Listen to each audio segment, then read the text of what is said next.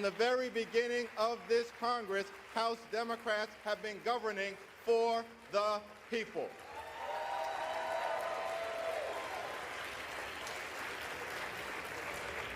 We continue to look forward to finding bipartisan common ground whenever and wherever possible. House Democrats will continue to partner with President Biden and Senate Democrats to put people over politics. House Democrats will continue to fight for lower costs, better paying jobs, safer communities, and to build an economy from the middle out and the bottom up and not the top down. House Democrats will continue to push back against extremism in this chamber and throughout the country. House Democrats will continue to protect Social Security, protect Medicare, protect Medicaid, protect our children, protect our climate, protect low-income families, protect working families, protect the middle class, protect organized labor, protect the LGBTQ community, protect our veterans, protect older Americans, protect the Affordable Care Act, protect the right to vote, protect the peaceful transfer of power, protect our democracy, and protect a woman's freedom to make her own reproductive health care decisions.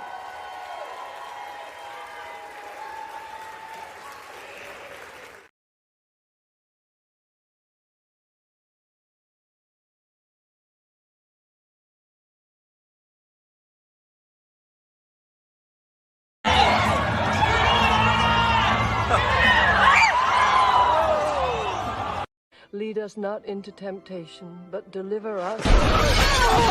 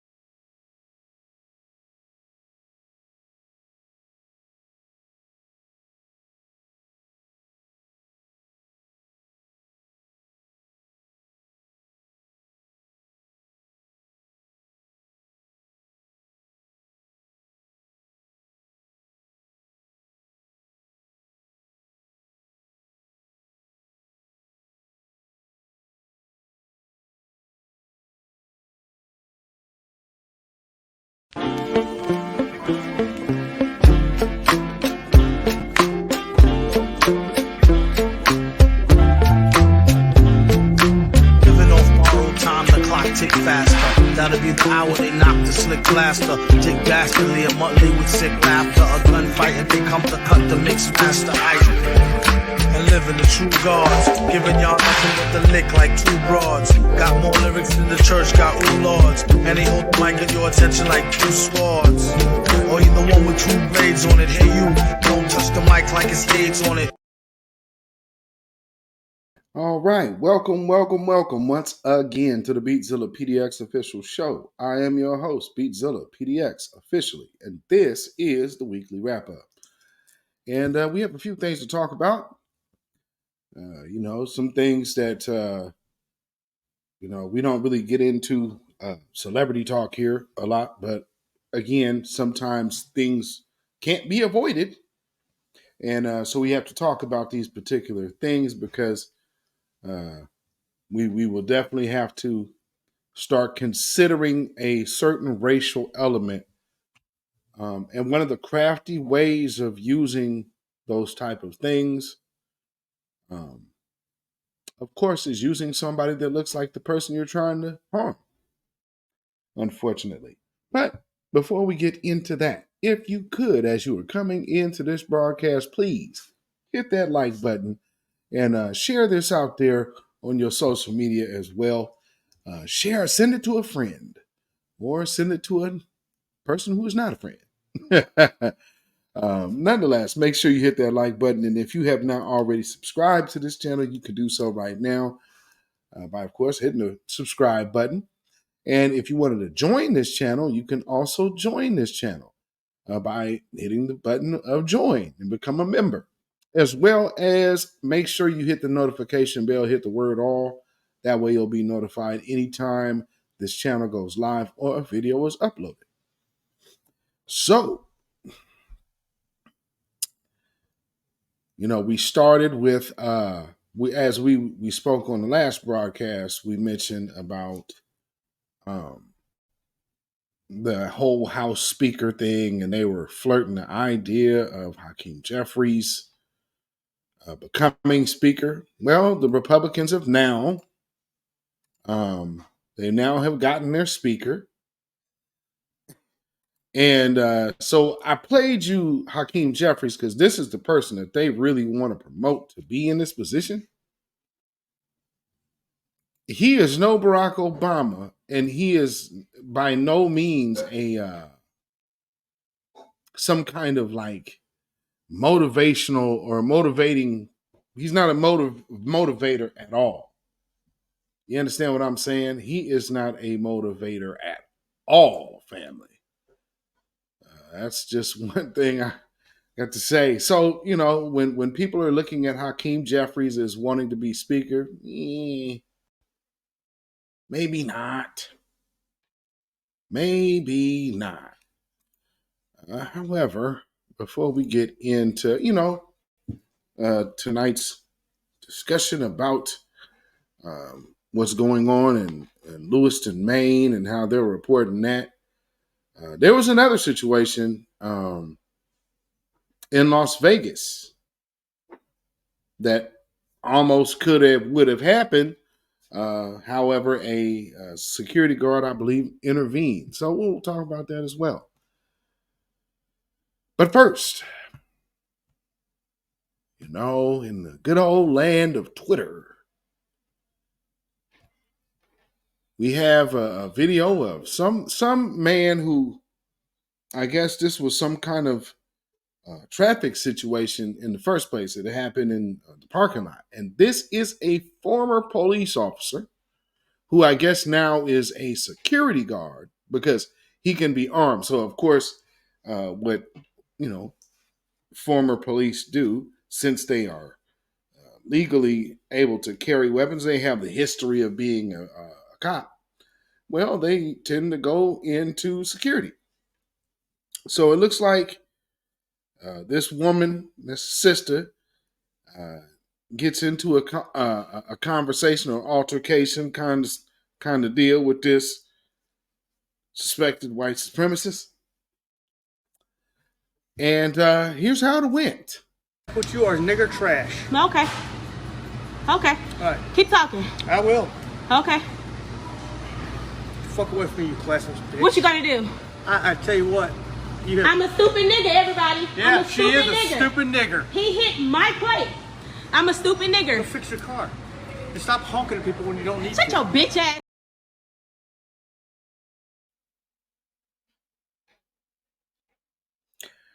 Now, as per the Twitter streets, come per Twitter receipts. And, somebody might be surprised that this person who is calling this black woman the N-word, black trash, she's in trash. Well, I say suspected white supremacist, and I don't really much suspect it. But there's a twist. Always a twist. Because somehow when, people get comfortable doing things like that, there's usually a reason. There's somebody not too far away from them that co-signs that type of behavior. Mm. Mm, mm, mm. So I just want y'all to take a look on the screen right now. Yeah. So yeah. What's this fella's name? Let me see. What is this dude's name? His name is David Tupper. That's David Tupper. And so now I guess obviously he's a security guard. Bicycle security, I guess. I guess. But this is his significant other.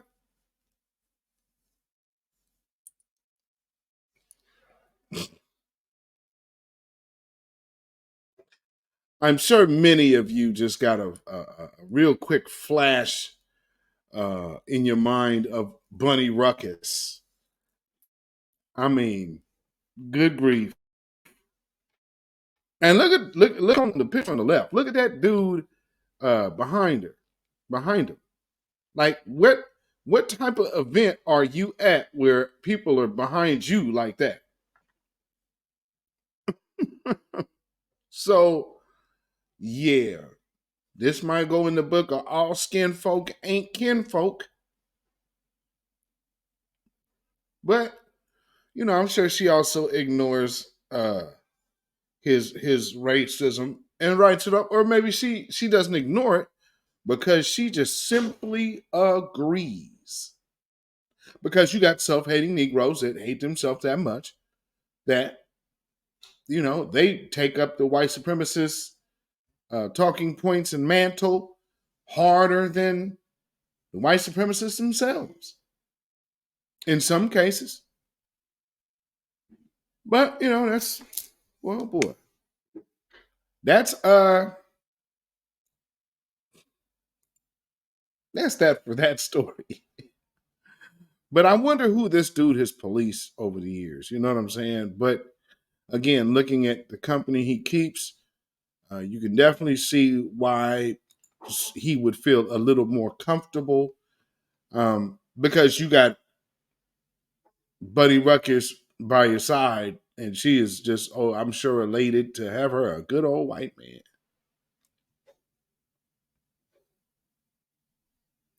So you ain't gonna get no bucking out of her,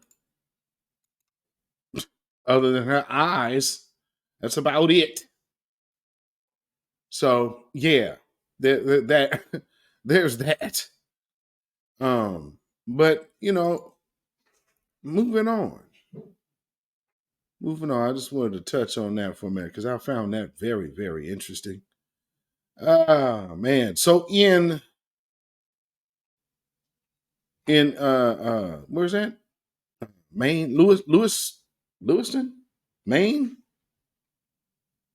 There's this nut right here that to my knowledge, I'm not sure if they've caught him yet, but he's already deleted 20, I believe, which would be the last confirmed. Let me take a quick look at the moment. And you know, they always say, like, you got all the, I was looking at my timeline on Twitter, seeing all the Democrats, oh, thoughts and prayers, but we need to do more than thoughts and prayers. And what we need to do is gun control and better gun reform or whatever. And it's like, well, this dude was already on people's lists, according to multiple agencies. And it looks like they finally found the man. No, they have not found him. They're looking for him now. But they have, I guess, stormed the house of this man. And so, let's see, police agencies have surrounded a home on Meadow Road in Bowdoin, Maine. Okay, and are using using an intercom announcing Robert Carr. You are under arrest. We know you're inside. Please come out with your hands up. We don't want anyone to get hurt. This man done deleted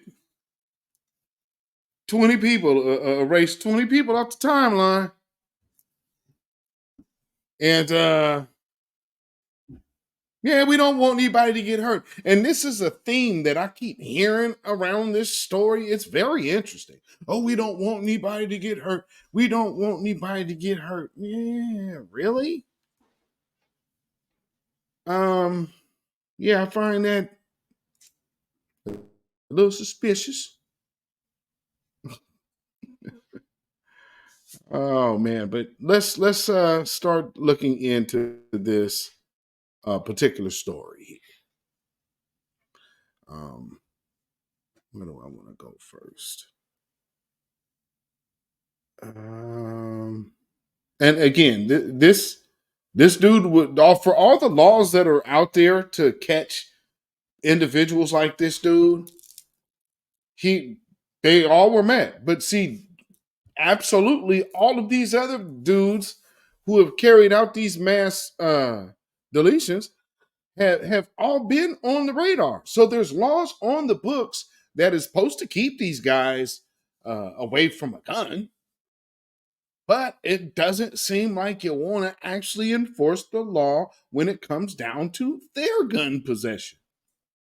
I mean, because I hear about black folks getting hemmed up with being a felon with a gun or this and that. And they'll find every reason in the book to come get your gun. But these are people who are on your radar as a problem, and this is a person who is militarily trained.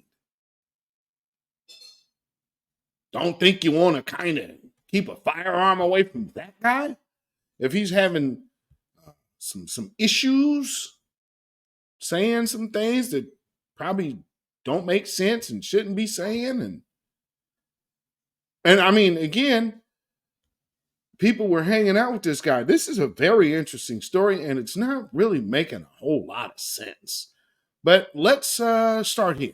But we also today learned a little bit more about Robert Card. He lives in a town about 20 minutes from here. Let me show you where he lives. He lives in Bowdoin, Maine. And as you can see, we couldn't get to his house because ATF and police agents have surrounded it and cut off the streets.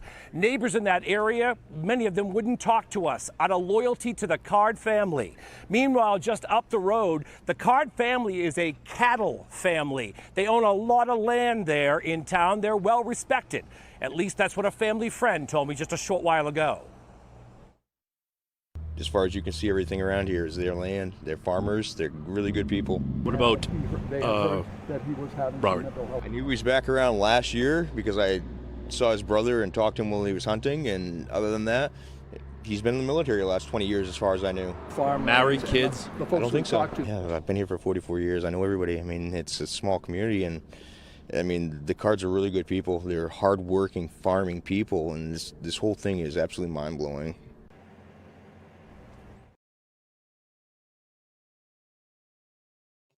Really laying it on thick. Man, they're good people. They're hardworking people. Man, they're good people.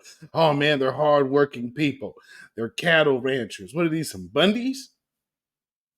They're the East Coast Bundys? Like Cliven and the rest of them that had to stand off out here? Let that man reach at his pistol about 17 times before he finally reached and pulled out his weapon. And then they had to engage in a shootout. This is a whole standoff with this man reaching. Family, if you wouldn't have gotten away with doing what he was doing once. And he's just doing it multiple times. Reaching. Boy, please. Well, he reached for that weapon about over 10 times. And then finally he pulls it out and they let him up. But I mean, hearing the way they're talking about this family, it just reminds me of, the Bundys. And they talking about, oh man, they're good people, man. Oh man, they're so good people. Okay. Some of the things that are coming out about this particular story is he was around the cornholers, I guess. So, and then he went and snuffed out some of them cornholers. So it's kind of interesting that this is where the story is going. But check this out. This is from Inside of Dish. Robert Card doing what he liked best, playing cornhole. It was recorded at a recent cornhole tournament. There you go, Robbie. The video was taken at the bar where 8 victims were killed last night. Card is believed to have targeted the cornhole players. On Facebook, a regular at the bar writes, "I cannot believe we all played cornhole with that guy all last winter. I am so glad none of us were at the tournament tonight." Card was obsessed with cornhole. Here he is at a fundraiser last year holding a beer. Here's what we know about the 40-year-old suspect. Wait a minute. It looks like it is freezing up on me. So let me do this. Just play it through here. I don't know what was going on with that, why it was acting like that.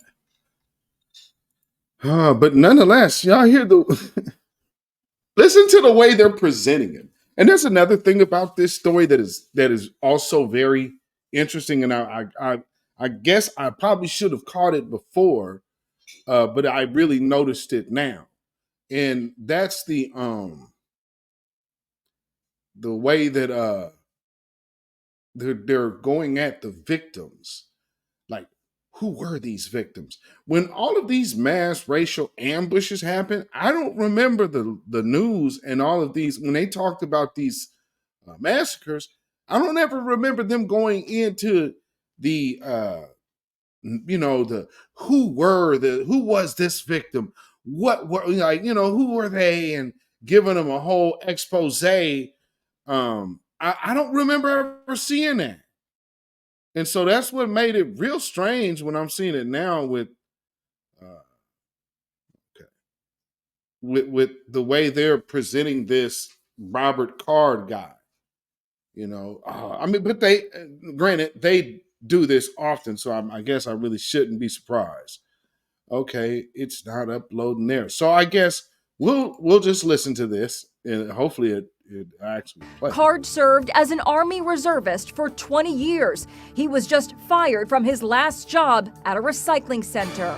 Last summer, Card was hospitalized for 2 weeks at a mental facility after hearing voices and threatening to shoot up an Army Reserve base in Maine. Psychiatrist Keith Abloh says those voices seem very real to disturbed people like Robert Card. It may not even be his plot. It's some recording, if you will, playing in his mind. And he may be driven to keep killing because he's told to do so. Card's sister-in-law says he recently started wearing hearing aids and he thought he could overhear people at the bowling alley talking about him. The suspect's brother spoke to CNN. He says the family has actually been texting him, reaching out to him, telling him to surrender. Former Marine Intelligence Officer Hal Kempfer says Card is skilled at evading capture due to his military training. Frankly, for some of the officers that will encounter him, he may be much better trained and, in fact, better armed than they are. He may have planned, and this would be a very standard military thing, he may have an escape and evasion plan on how to get out. Card is 5 feet 11 inches. He's 230 pounds and studied engineering at the University of Maine. Like lots of people in the state of Maine, Card was also an avid boater and fisherman. Until he's caught, the entire state and beyond remain on edge.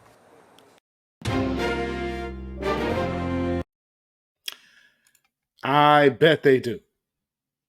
I bet they do because, hey, you guys probably need to put some bracelets on that guy. You know, I mean, but I do find it very interesting that, you know, how this thing's, oh, he was hearing voices and whatnot. Interesting. Very interesting. I mean, and they have a whole psych defense for this guy.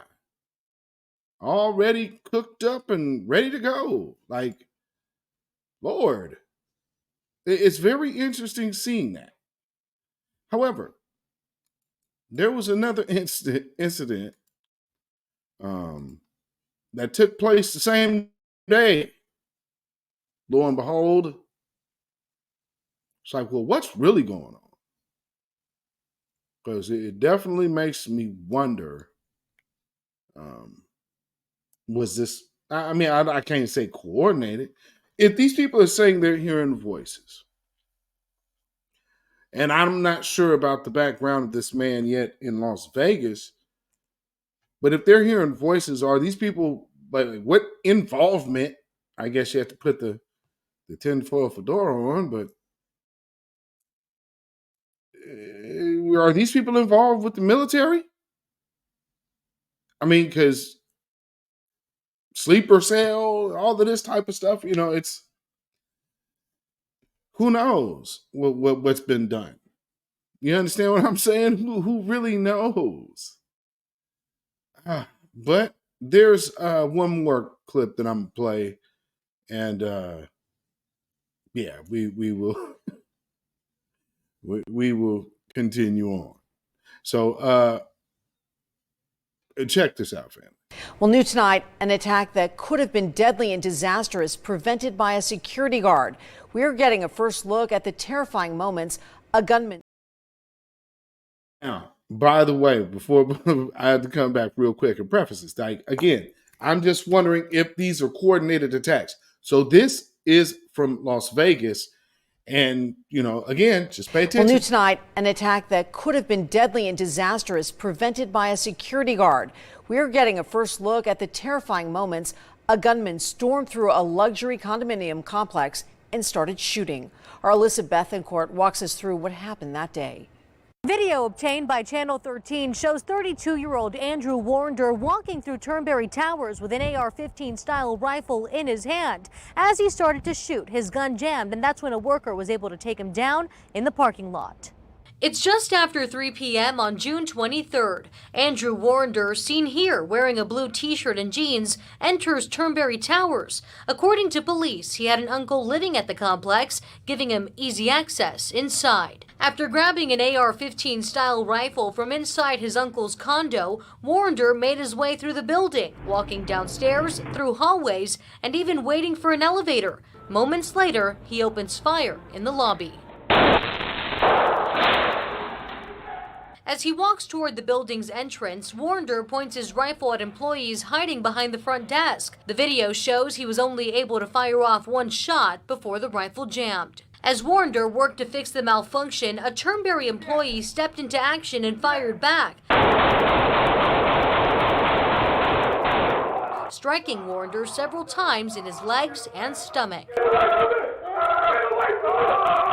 The employee then approaches Warrender and holds him at gunpoint until police arrive. Keep your hands up. Keep your hands up. A grand jury indicted Warrender several months after he was released from the hospital. Now, Warrender is set to stand trial in February. Meantime, he's been released from jail on a $25,000 bond. Reporting from Karen in Paradise, I'm Melissa Bethencourt. Okay, so I had that wrong. That was back in June. But wow. Wow, ladies and gentlemen. So that's a whole nother situation that again got foiled thanks to the trusty security guard. You know, you got the top flight security.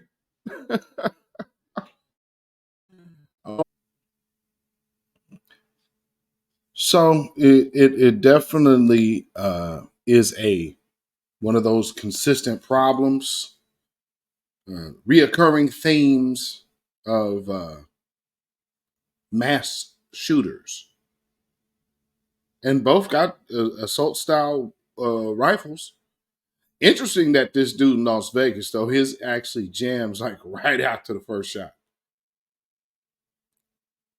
If only that would have happened in all of these other circumstances, you know?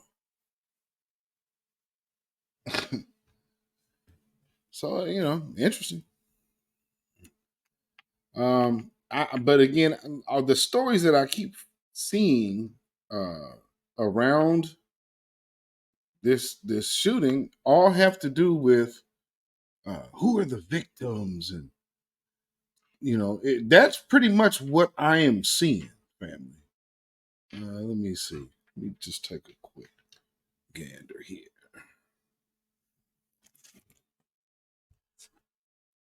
Okay, first headline that pops up. What to know about the Maine mass shooting victims. So they're giving you a whole write-up. I don't remember this ever happening for the Black victims. I don't remember this. And it's like, because again, this is the first thing I see coming up here. It says authorities began to identify, or authorities and family members have begun identifying the 18 people who have died in the mass shooting in Lewiston, Maine on Wednesday night. The shooting occurred at a bowling alley and a local bar, and of course, you already know that. Let's see. That already says Get down to where they start going into the victims. Okay, so here's the first victim. Trisha Aislinn was confirmed as one of the victims who died at Just in Time Recreation. Her brother, who asked not to be named, confirmed to ABC. And here's another thing about this. These people are very adamant. You know what? They're very adamant about not crossing this family. Now, are y'all getting that kind of vibe that because everybody, well, shoot, the one people just straight up said it. They weren't willing to cross these people. It's like, well, are these some Bundys out here? Are they the East Coast Bundys? Because it definitely makes you wonder. I mean, good grief. The U.S. Maine. Oh, there we go. There we go. Because I want to get this on here so y'all can see the faces here. I mean, man, I do not remember them doing this for none of the Black victims. Just the non-stop. Well, here's what to know about the shooting victims. Lord. Okay, let me get this over here. No pop-up ad. Oh, wait a minute. Okay, hold on. Okay, so let's get this here. Okay, so there is a little video real quick with this. Let's get it on the stage.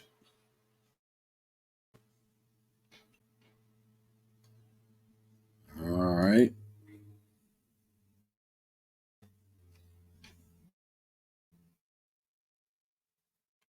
At every one of these mass shootings, we must tell the stories of the lives lost, the families dealing with immeasurable pain. Tonight, the names and faces of the victims now emerging. The youth bowling coach, a loving husband and children, the mother working part-time at the bowling alley, and her cousin who witnessed it all. ABC's Lindsay Davis here in Maine tonight. Tonight, we're learning about some of the lives lost in the rampage from their heartbroken families. 76-year-old Bob Violet, a youth bowling coach who reportedly died trying to children in his care. Bob's family described him to the Portland husband to make sure his wife never missed her vacation, setting timers on his phone. And they say Bob cherished the time spent with his grandchildren, especially their weekly bowling nights. 53-year-old mother Tricia Aslin was the only woman killed at the bowling alley where she worked. When the gunfire erupted, she ran to call 911 and was shot. Tricia's cousin Tammy was at the bowling alley too with her daughter. I saw someone get shot and I saw blood splatter everywhere and they just fell off their chair. The entire family racked with grief. Tell us about your cousin. She was the most fun person. She was always happy-go-lucky, and I just feel devastated for the loss of her family. The mother who was lost here, you spoke with her cousin today. You also spoke with that mother's brother, also grieving tonight. The brother described Tricia as the rock of the family. And of course, David, we're just learning more information about some of the other victims. Among them, at least 2 men who were members of a group of deaf adults who were at Schmenge's, that restaurant, having a good time playing cornhole. It's the family hour here in this community. Lindsay, so much pain here. Thank you for being here as well. All right. Look. Okay. Is this also from there? Lewiston is a special. Yes. It's a close-knit community with a long history of hard work, of persistence, of faith. Well, listen to the theming. Heart to people everywhere. I'm so deeply sad.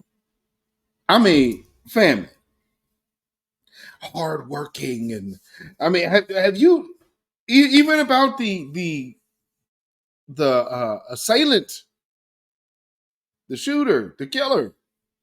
They're still hardworking family. Hardworking. He was military man. I mean, what are we saying here? This dude just wiped out 20 plus people. I mean, I don't know if the number's still counting at this point. I think it's still 20. I mean, good grief. The guy's not a good dude. But and the hardworking people here, and all of these super duper dog whistles. Because again, here's one of the times to where I'm pretty sure to say I don't know anything about the demographic of Lewiston, Maine. But judging by the company that we're seeing around everybody there, I don't perceive that you would find too many melanated individuals out there. You don't even see any tethers out there.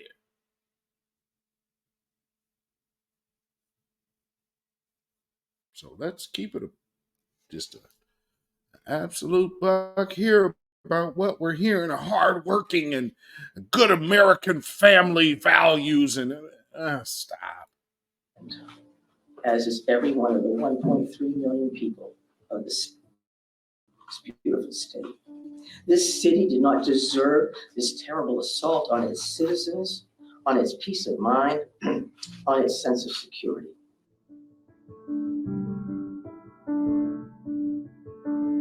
2 a day. Look, Lewiston is a special. You know what's very interesting about that? You have an average here of, but again, crime and all of this, and the oddest thing about their gun statistics it's sure not stopping anybody from wanting to come here. Have y'all noticed that?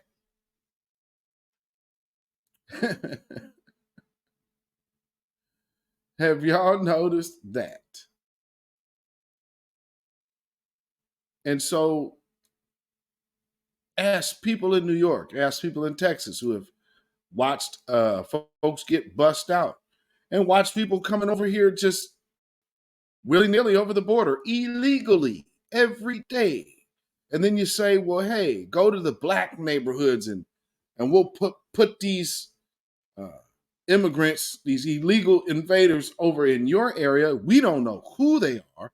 They haven't came in through the proper channels in America, so you don't know who's entering the country. And if things are so bad from where they are, then you probably would be safe to call it a shithole. Just putting that in perspective there. You know, maybe people are right.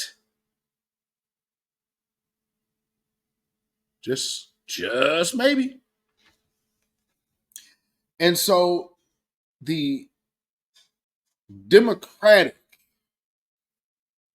individuals are so for an agenda. That's why even with this whole thing right now, you heard Hakeem Jeffries. He wants to be the first black speaker. And I don't know why he would perceive it means anything. Like, what is that supposed to mean? Like, people are supposed to aspire to be like Hakeem Jeffries? Like Frankenstein, huh? I mean, this dude has zero charisma. Zero charisma. I mean, it makes no sense. But they push and advocate for everything that is not doing anything for black folks. And right now, if you are pushing for immigration, you are pushing for something that is absolutely, and I'm talking about for this illegal invasion that you're seeing right now. It's stressing everything here, and all of this money is going to these people while your streets are filled with U.S. born citizens. So it is pretty shameful. And America I don't know how you can boast yourself to the world when you have lost all sight of humanity in your own streets, but want to send billions and billions. And I mean, you have allowed fentanyl and all of this other dope to come in and just tear folks up. You had all of these people go get mandatory jabs. They had to get them for work, or some lost their jobs to stay on their conviction. And what happened? Moderna got money. Pfizer got Moderna made record profits in like first time in like 10 years. How did that happen? And so you see everybody out here in the streets in a fog and in a daze in some cases. Not all, of course. But you're talking about something that was absolutely untested. Because you cannot short-term test a long-term situation. That makes no sense. Somehow, because of the propaganda arm of media, everybody just went with what the TV said.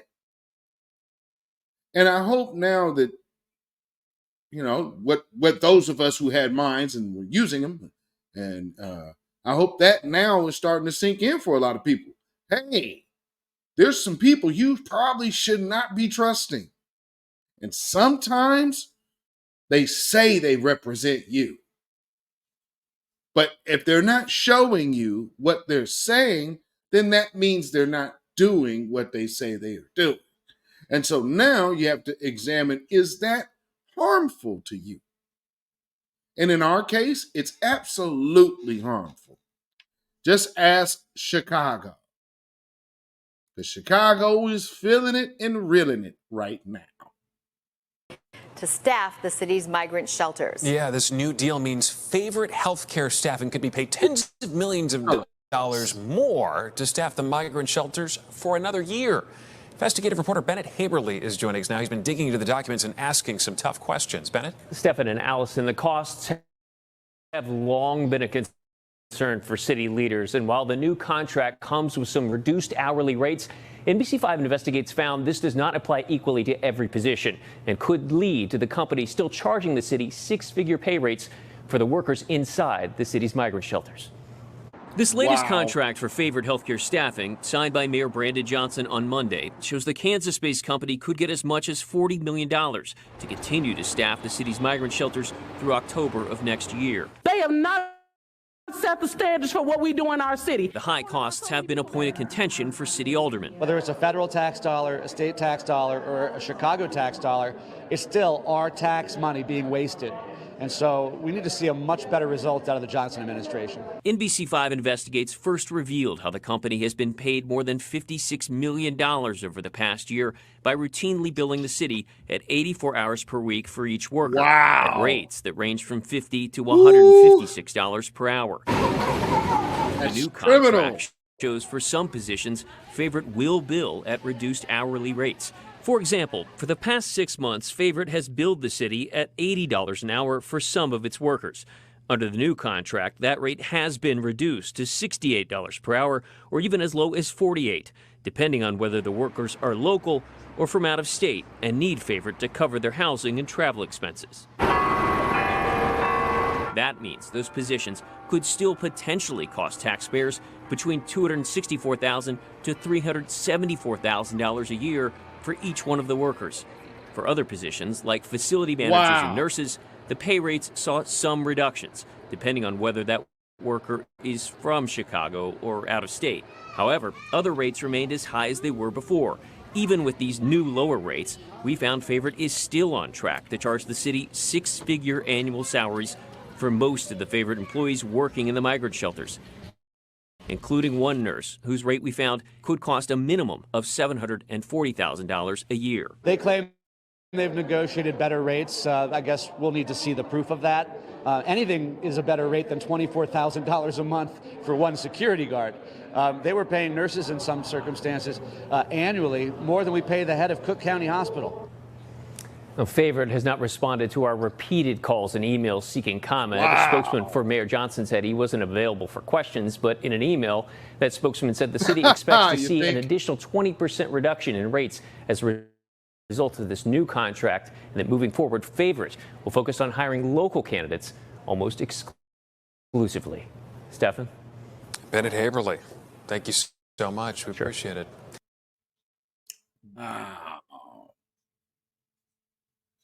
Wow. That's insane.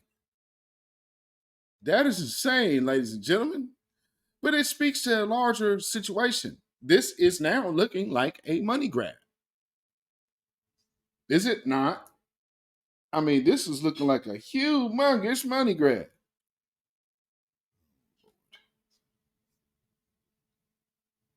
And not really surprised. I'm not shocked at all. Humongous money grab, and it's happening right before the people's faces. While you got these black Bidensexuals running around out here talking about democracy is in jeopardy. No, it is not. And your party is pushing this. That's absolutely asinine. Now, something else that happened in the political landscape this week is Republican presidential candidate suspends campaign. You know that? Oh, and they endorsed Donald Trump. Now, guess who that was? Mr. Larry Elder, the one that couldn't get on anybody. He couldn't get on any debate stages. His own party was keeping him off of the debate stage. That's what's so hilarious about that. Now, here's how this article reads. This is from Fox. It says long shot Republican presidential candidate Larry Elder announced Thursday evening that he had suspended his campaign and immediately endorsed former President Donald Trump. In a statement, Elder expressed gratitude for his supporters and said that he was honored by their enthusiasm and grassroots support. He further explained that after assessing his campaign and the state of the race, he had made a difficult decision to suspend his campaign. Throughout my campaign, I have been steadfast in my belief that the biggest issue facing our nation are the crisis of fatherlessness. The dangerous lie that America is systematically racist.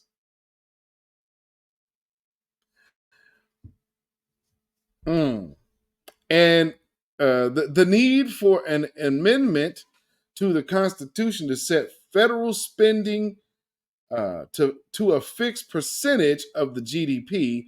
Otherwise, government gets bigger whether Republicans or Democrats are in charge, and the need to remove the Soros-backed DAs across the country who refuse to enforce law, he said in the statement. Now, with that being said,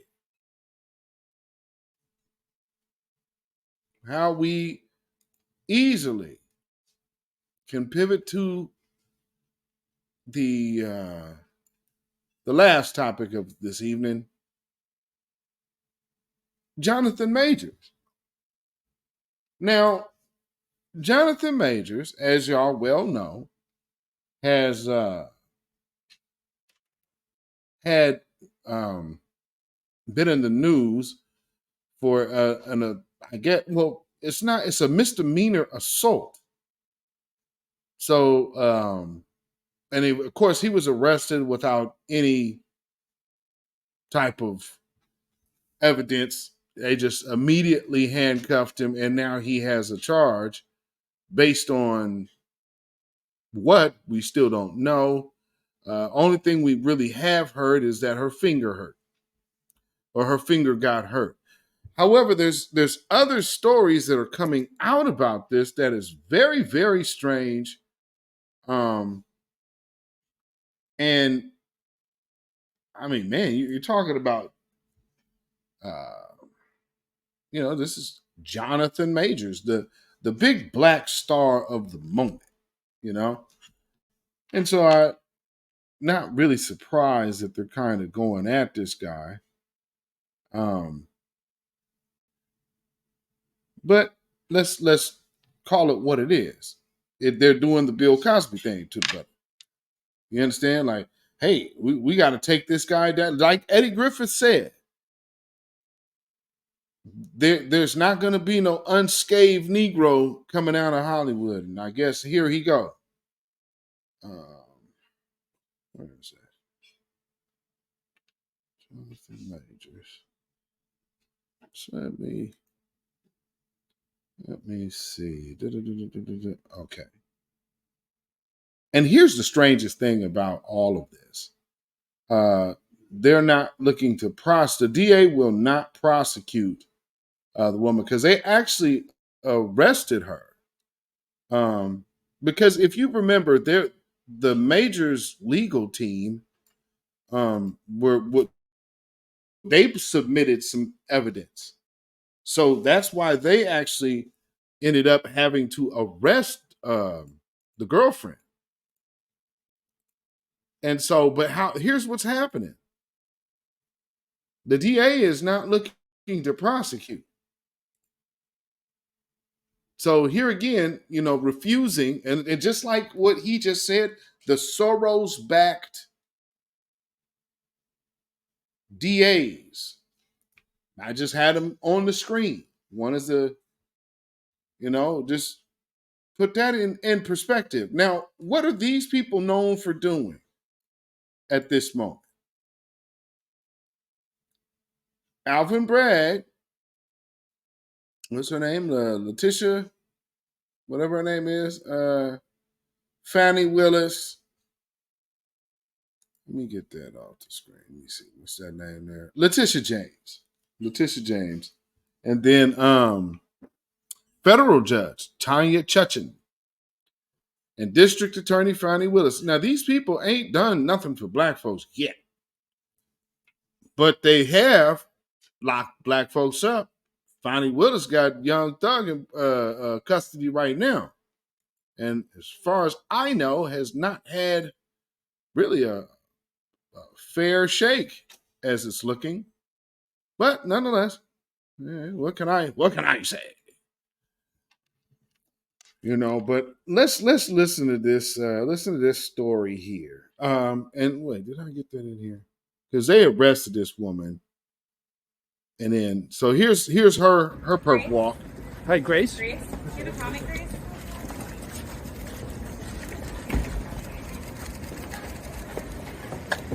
How do you feel about being charged with a crime?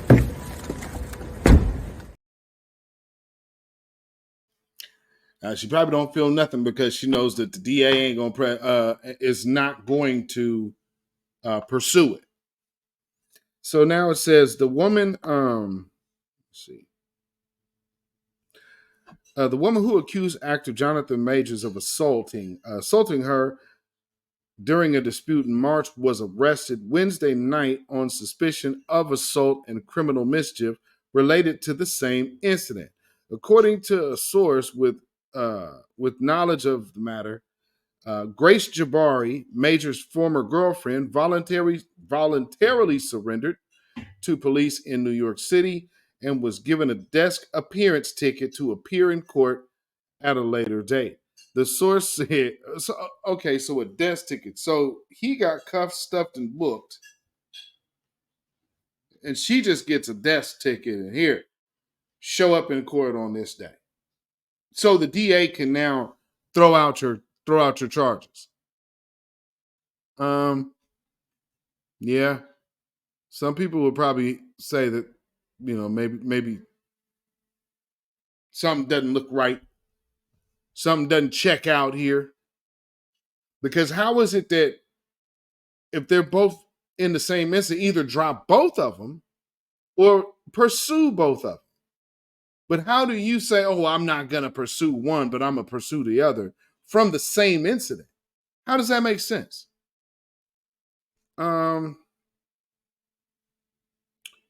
Okay, it says the charges are both misdemeanors. Well, that's the same in Jonathan Major's case. Jabari and her attorney have not publicly commented on the case, which will not be prosecuted. CNN has been unable to reach Jabari. Now, why is it? You already have an answer. Oh, it will not be prosecuted. Well, again, let's look at two DAs from New York. Look at them faces. They ain't white folk. So the Manhattan District Attorney's Office, which is under the leadership of the man on the top left, District Attorney Alvin Bragg, so out of his office, has officially declined to prosecute the case against Grace Jabari because it lacks prosecutorial merit. The matter is now closed and sealed. Quote from Doug Cohen, a spokesperson for the Manhattan DA. Okay. In September 21st, in a September 21st court filing, the case against Majors, the DA's office said it did not plan to prosecute Jabari. Of course they didn't. But you knew that there was reason and cause for her to be prosecuted. You just declined to do it. But you also now are dropping this man's case, which, this is very interesting. Majors is charged with assault and aggravated harassment related to the dispute with Jabari on March 25th. Through his attorney, Majors has denied the allegations against him, which, according to the complaint, include striking her about the face with an open hand, causing substantial pain and a laceration behind her ear. Majors filed a counter complaint against Jabari in June, claiming he was assaulted by her in the same March dispute, according to the court filing obtained by CNN. A New York judge on Wednesday denied a motion to dismiss the case against Majors. His trial has been set to start on November 29th. So, prosecutorial merit. What makes that? What is this I guess what would I say? What would be the guidelines for that to even be anything? How do we get there? What is the process of getting there?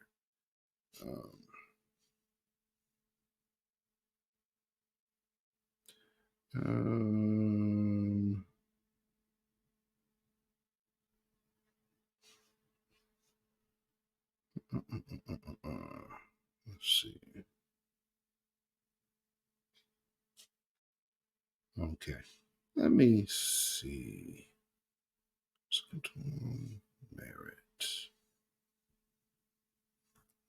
Let me see. I just want to see what that looks like. Let's see. The attendant office discretion.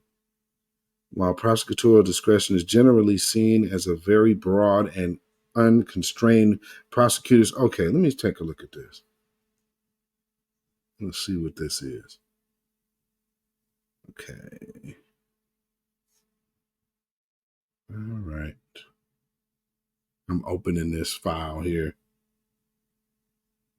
because I'm just curious. What is prosecutorial? What do you do to meet that? How do we meet prosecutorial merit? Because how does that apply with him versus her? I'm confused. Also blown. Okay, the document narrative. Okay, so the document title is The Anatomy. Oh, good Lord.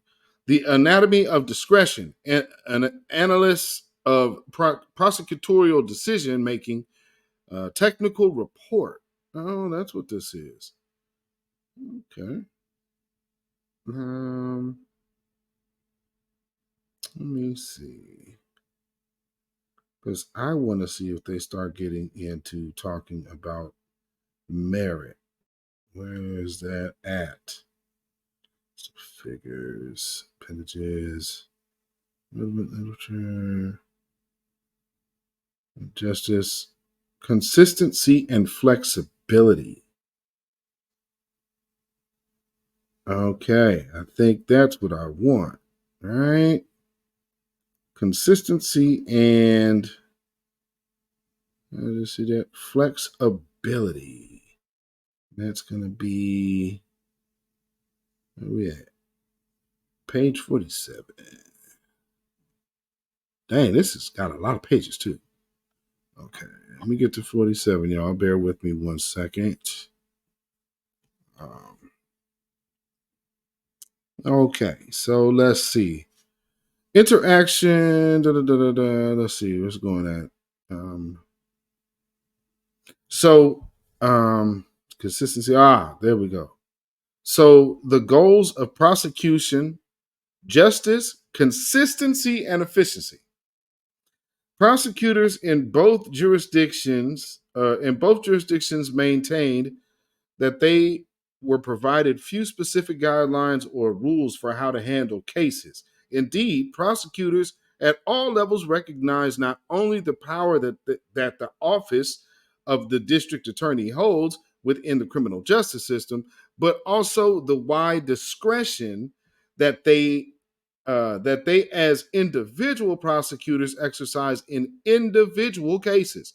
Nonetheless, prosecutors in both jurisdictions argue that their discretion was not unguided. Rather, prosecutors maintained that the DAs in both sites articulated three primary goals of prosecution that governed decision making in all cases: justice, consistency, and efficiency. Well, I guess, but see, here's the problem. Now you're getting into another set of words to define. And what's your definition of these words?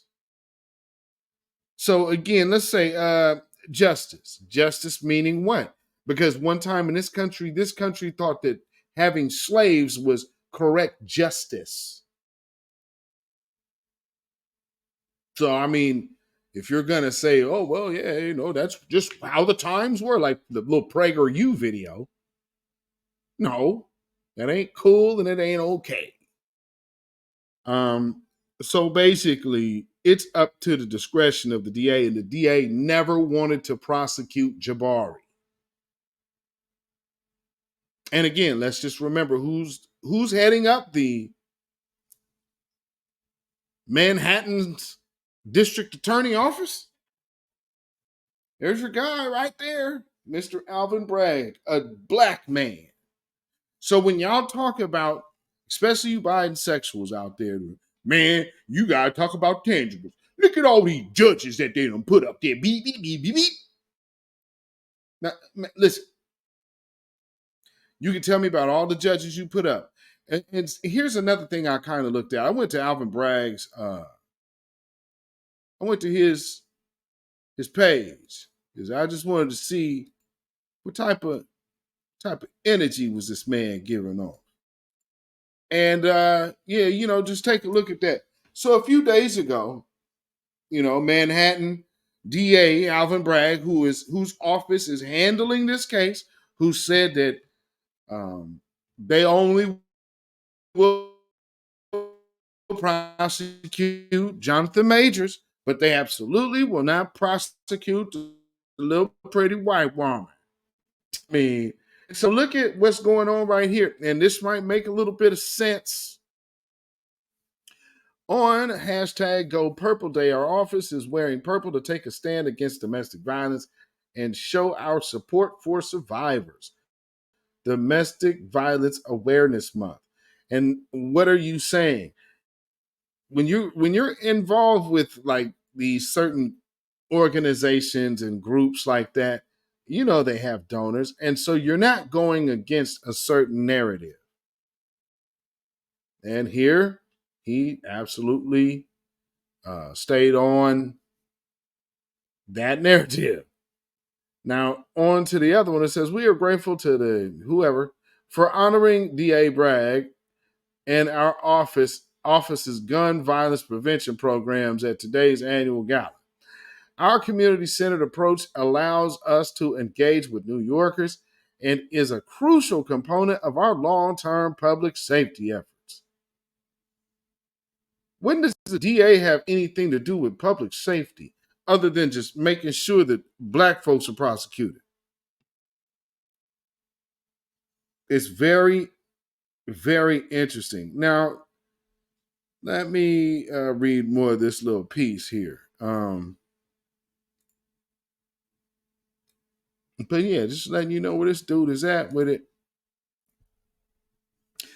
In both jurisdictions, the DA set out a simple philosophy for prosecuting cases that unit managers and ADAs clearly understood. Do justice. The DA in the Southern County maintained that he wanted people to do the right thing. This guided not only the decision on outcomes, but also interactions with police officers, defense attorneys, judges, and defendants. The DA expected ADAs to exercise complete candor when discussing cases with other system actors and instructed ADAs that part of their job is to set the right tone.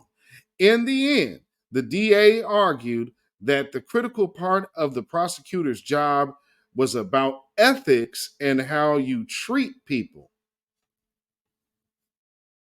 Well, how have the ethics of the United States legal system treated black folks? What was the ethical method of mass incarceration? The prison industrial complex. What is that? Something just to,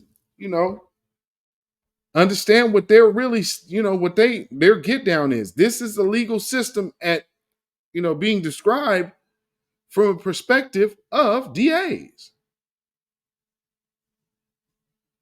Let's see.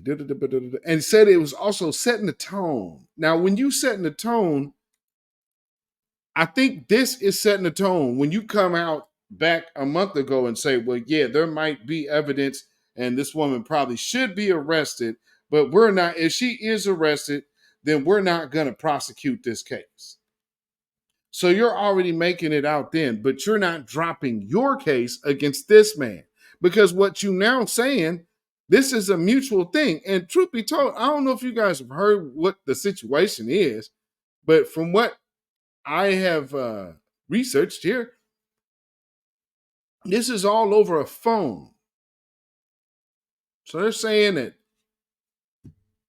she snatched his phone from him to read his phone, and he snatched his phone back.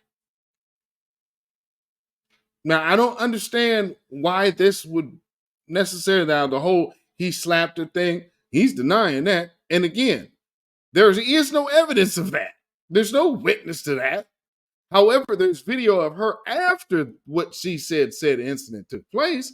She's out at a bar with no marks on her face. So it got to kind of wonder what's going on there. So yeah, that's just pretty much that. Where is that other story? Okay, so let me take a look at this real quick. This is another story by themessenger.com. I'm not sure who this is. But it says the Manhattan District Attorney's Office told the Messenger Thursday that the charges against Jabari lacked prosecutorial merit. The case against Jabari is now closed and sealed, the DA's office also confirmed. Jabari's attorney, Ross Kramer, tells the Messenger, we are grateful that the Manhattan's DA office acted quickly to end this matter. Now Grace can move forward without having to carry the weight of baseless accusations against her. See, here's the problem. They're not baseless. You people were together. You're saying that, it was just a one-sided incident. See, that's where I'm like looking at this as like, that's not right. And we got enough to arrest her. So she was a willful participant. But no, we're not going to charge her. So this goes back to, what are your ethics then as a DA? And one could say, from Alvin Bragg, make sure you don't prosecute, and most definitely don't over-prosecute, a white woman. Anybody remember Amy Cooper's charges? Amy Cooper skated on out of there too, right? Yeah, so she just got that slap on the wrist, no time, calling police to come delete a black man, but he didn't. I'm sorry, he didn't help himself at all, with the things that he was doing. So I mean, there's that. But when people do that is bad for us as a collective. Meanwhile, Major Civil Attorney Dustin Pooch tells, yes, we got it. You're the messenger. With her arrest yesterday, the public learned that the NYPD determined probable cause exists to charge Grace Jabari for the crimes she committed against Jonathan Majors. This decision came after the NYPD's thorough and lengthy investigation.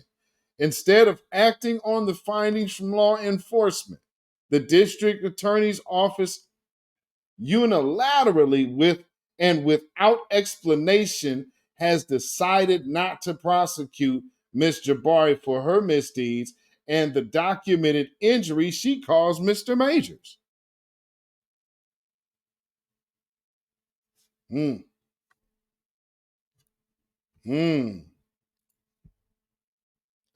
Goes on to say, while Mr. Majors is thankful that the NYPD corroborated his account, it is a serious injustice that the district attorney continues to move forward with his case against him. And I have to agree. It is definitely, it looks disingenuous. And this is the law we're talking about. On this level and this stage of New York, it just doesn't look right at all. That they are trying to Bill Cosby John Majors.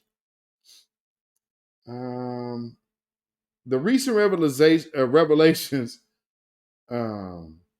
raise grave questions about the impartiality and transparency of the prosecutor's discretion, due process, and equal protection under the law. So you understand what he's saying right there. That the black man is automatically being treated as guilty, and if this white woman gets charges, we're not even going to charge her. It says on Wednesday let's see, they're exclusively that Varney was so she was charged with third-degree domestic assault and criminal mischief. Jabari voluntarily reported to a New York Police Department 10th precinct later in the day.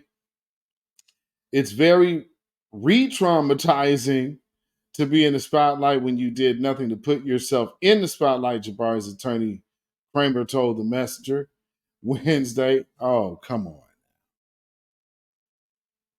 If I remember correctly, wasn't it Jonathan Majors that actually called the police in the first place?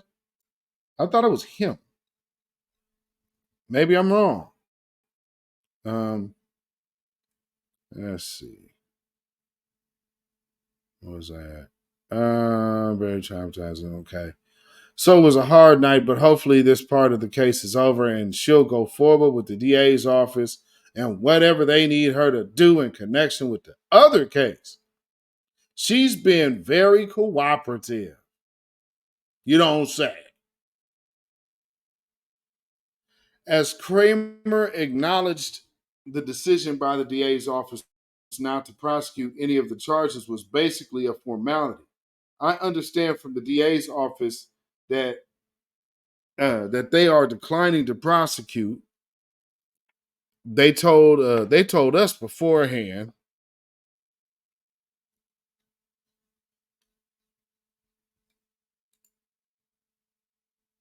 They told us beforehand. Good going, man. You see that sister right there, and you see that brother right there. They both in New York City.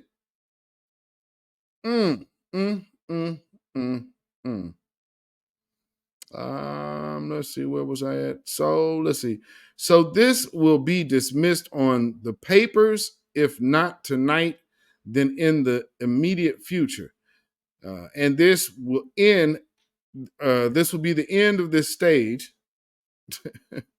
So there's no legal repercussion for her at all with this. The charges will be dismissed. Wow. Majors filed a domestic violence complaint against Jabari in June, a counterclaim after Jabari accused the actor of domestic violence in March. The Lovecraft Country star charged with assault, attempted assault, harassment, and aggravated harassment. His suffocation charge was later dropped. Majors has denied allegations made by Jabari, and his trial has been delayed. Well, last I checked, unless they changed something, I believe his trial date is was it November 29th? Now, who knows? Maybe with what happened with her might have altered the outcome here.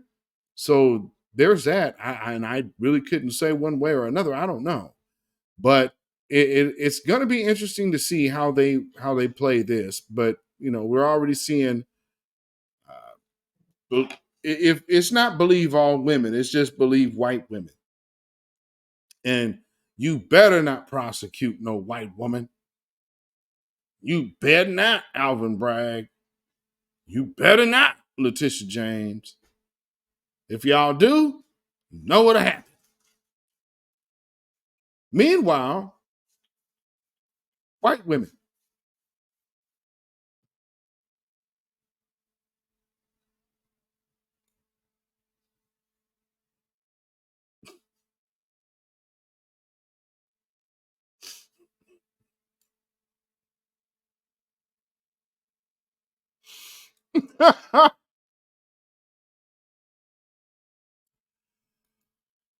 Woo.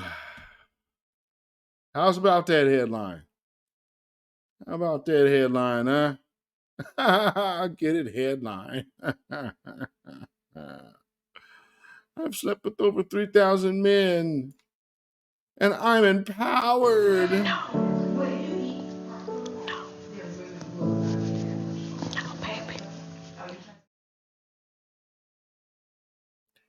Yeah, empowered really ain't the label I'm going to put on that. Not at all. I would not consider that to be empowerment. No, you're just a whore. 3,000 men. That makes you a whore. That is not empowerment. People don't like to tell you the truth no more. They like to lie and say all of that wrong you doing is right. But it is not. And you saying you're feeling empowered. Well, good for you. Now, is anybody ever going to want to put a ring on that? I don't know no man worth his salt that will. I mean, you're going to have to go out into the wilderness where nobody know who you are. 3,000 men. Oh, now people are hating on me. Hating on you. Ain't nobody hating on your... Man, please. Nobody goes to a used car dealership, go all the way to the back of the lot to go find the worst car on the lot with the most miles on the lot. No, everybody looks for something with the tires got more tread on them. I mean, geez, woman. Whew. Now, I'm sure there might be somebody out there to be like, man, please, what you mean? I mean, what the difference? Well, I say this. I don't remember asking you a goddamn thing. At all. At all. And so, very interesting. These DAs, and people try to say, remember when I showed you that post? The Twitter post, right? Oh man, look at all of these appointees. Biden appointed all of these people.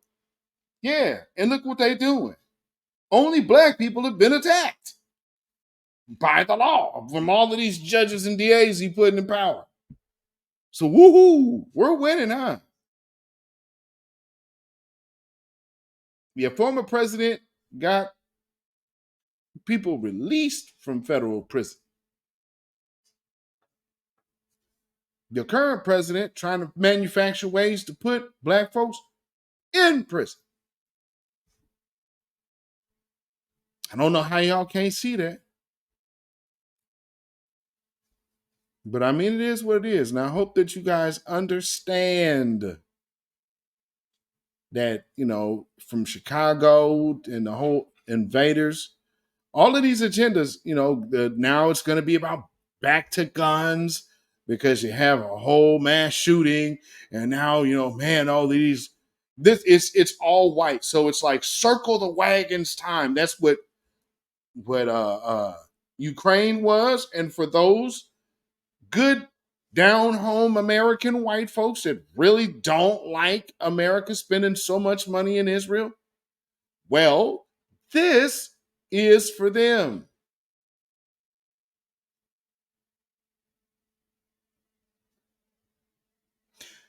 So going back to my tinfoil fedora, what about military things and the implementations of things that they might do on some soldiers, since they're government property? You know what I'm saying? So it's just something to think about. It might be way out there, but is this some kind of sleeper cell dude thing? And he is literally hearing sounds in his ears. And I mean, or there's all type of things that can be done. I don't think they necessarily happen on their own all the time. Just saying. And so, it's going to be the big pivot. We got to do something back, guys. Oh, guns. Oh, Lord. My heart goes out to all of you people out there. My heart. Oh, Lord. Oh, Jesus. It's my heart. And there's just thoughts and prayers with all of you, with all the thoughts and prayers. And it's got to be more than prayers, because we got to do something about these guns. And what we need is, because see, now, if you're paying attention, they were trying to get this bipartisan crap. They were talking this bipartisan junk all week, right? When they were trying to talk nice to the Republicans to get Hakeem Jeffries nominated speaker.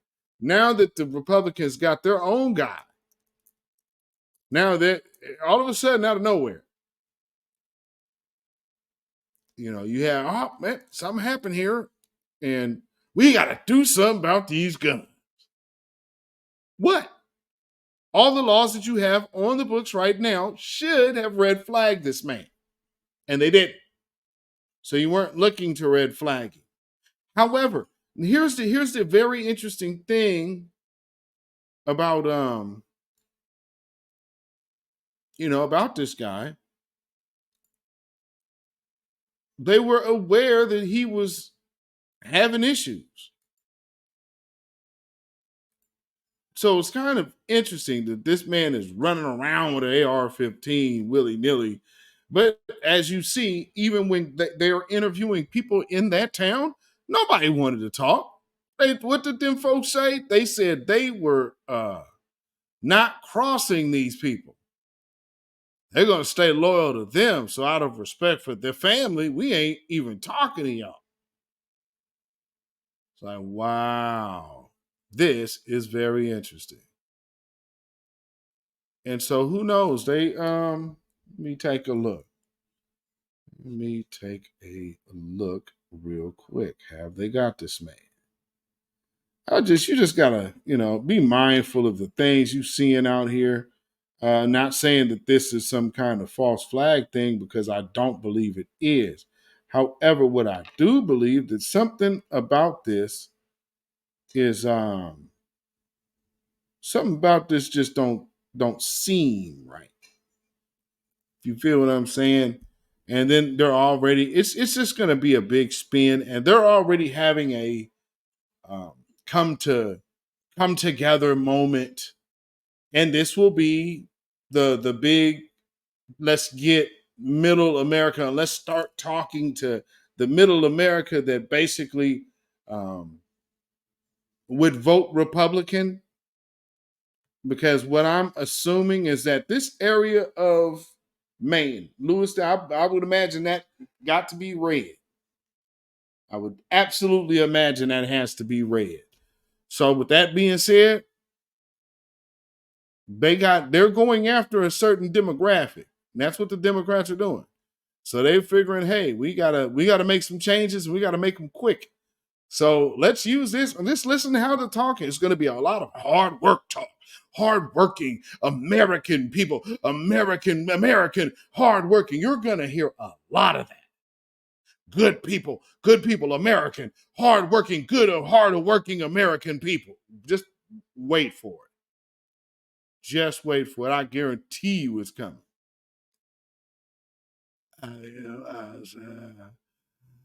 I'm Sleepy Joe. I'm just, guns is just a problem, man.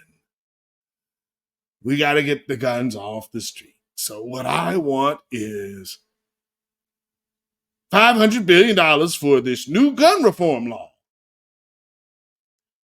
And in the meantime... So I'm not going to sit here and say I'm going to do something that's only going to benefit black people. No.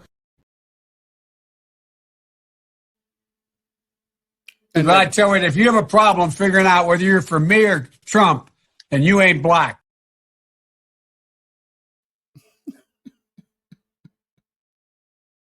If you are still convinced that Joe Biden is not racist and Kamala Harris is black, this is you. Buck dancing, shuffling, scratching, bootlicking, bamboozling, Uncle Tom Negro.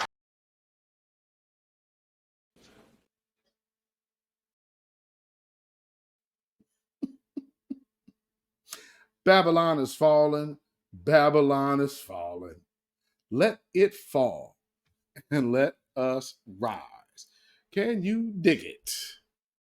Yes, Kim.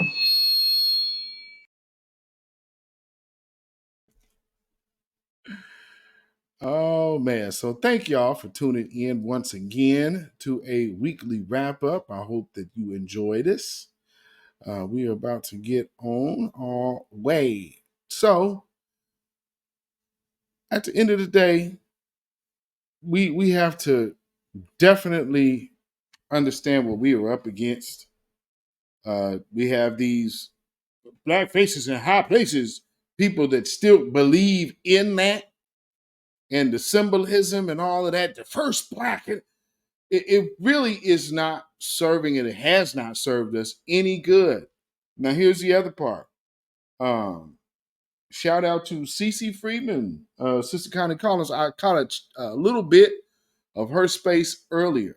And again, it was cool because here's the point that she's talking about. She's going through Dr. Joy DeGruy, Leary's post-traumatic slave syndrome. For those who don't know, that sister is from Portland, Oregon.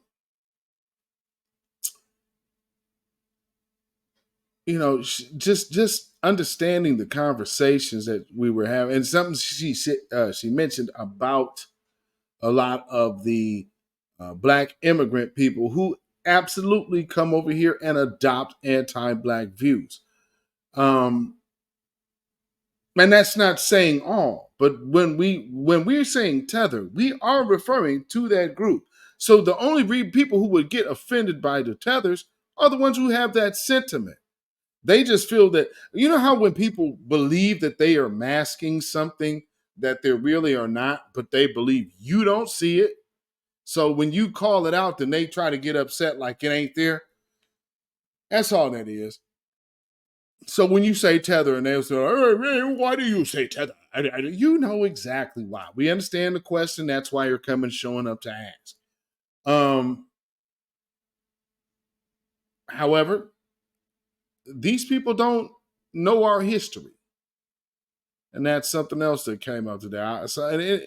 They don't know our history. They don't really know theirs. And unfortunately, a lot of just scammy behavior coming from a lot of these places. Not just black immigrants, but the non-black ones too. Grimy, third world backstabby culture coming right in this country like it ain't nothing, getting money. And then these same people be turning around, oh, we work hard. No, you got a handout, a fat one at that. So, just be mindful of who these people are.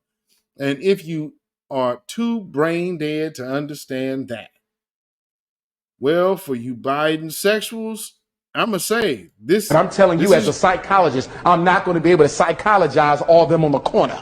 Some of them going to sleep for good. And I do mean for good. Absolutely sleep. You sleep yesterday, sleep today, you'll be sleep tomorrow.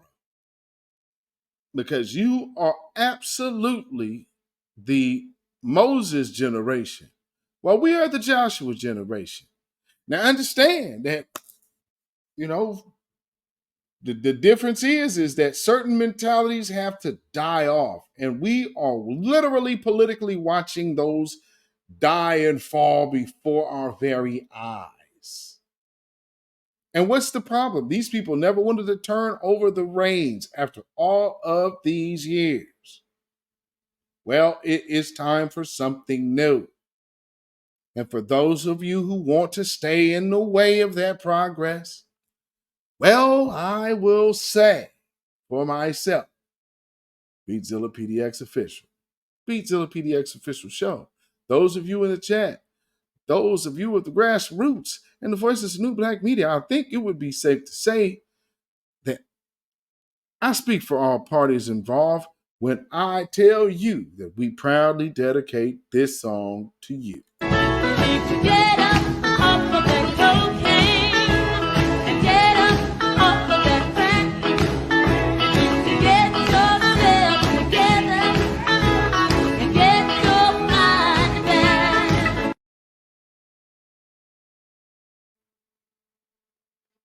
Hashtag hands off our reparations. You have no rights here. We're not under the empire.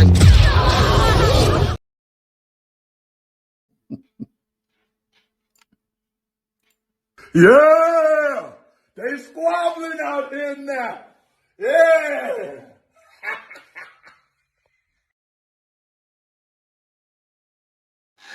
So family, follow me on Instagram, Facebook, and Twitter at beatzillapdx. You can also email me at ourrealtruth@gmail.com. And if you want to support this channel, support this broadcast, we appreciate the content coming out of here. You can also hit CashApp, $beatzillapdx. That is CashApp, $beatzillapdx. And we also have PayPal, which is Zilla Muzak. That is ZILLA MUZAK at PayPal. And also another good piece of YouTube currency that you can spend over here, hitting that thumbs up button. So appreciate everybody who tuned in this evening. Thank you so much for giving me your time. I appreciate every last one of y'all, and thank you for all of my members. Shout out to y'all. And for the Cyberdyne, shout out to you, Cyberdyne 100. So peace, power, blessings, protection be up on you and yours, family.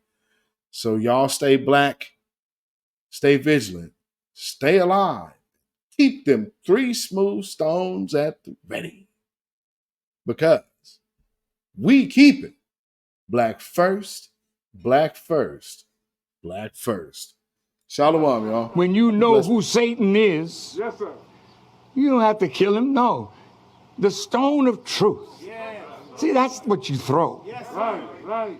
Allah says, had we wished to take a pastime from before, surely we would have done it. Nay, we cast truth at falsehood till we knock out its brains.